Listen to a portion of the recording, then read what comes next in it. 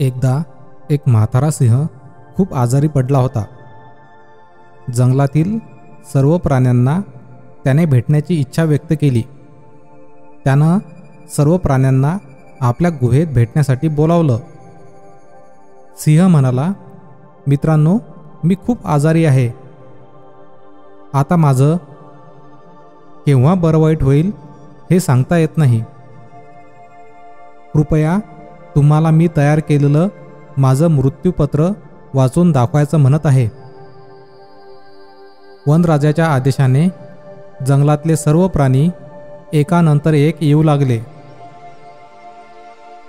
कुत्रा आला, माकड आला, घोडे आले. अशा प्रकारे सर्वजण वनराजाच्या गुहेत शिरले. काही वेळानंतर प्राण्यांचे येणे थांबले. वनराज सिंह मात्र अजूनही अनेकांची वाट बघत होता. तो म्हणाला, अजून बरेच जण यायचे बाकी आहेत. ते का बरं आले नाहीत? सिंहाला काळजी वाटू लागली. त्याला राहावलं नाही. त्याने गुहेच्या बाहेर जाऊन पाहिलं तर बाहेर एक कोल्हा उभा होता. सिंहाने त्याला विचारले, अरे, तू असा बाहेरच का थांबला? आत या ना, तुमचीच वाट बघतो तुम्ही.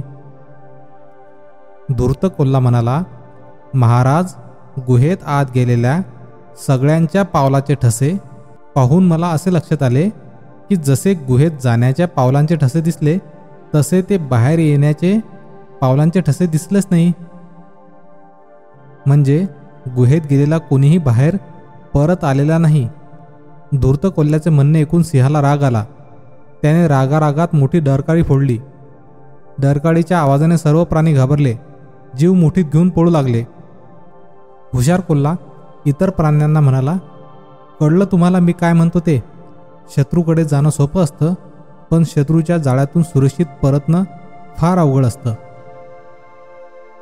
Moral stories in Marathi for kids पॉडकास्टचा हा एपिसोड जर आपणास आवडला असेल तर या पॉडकास्टला फॉलो करून रेट करायला विसरू नका.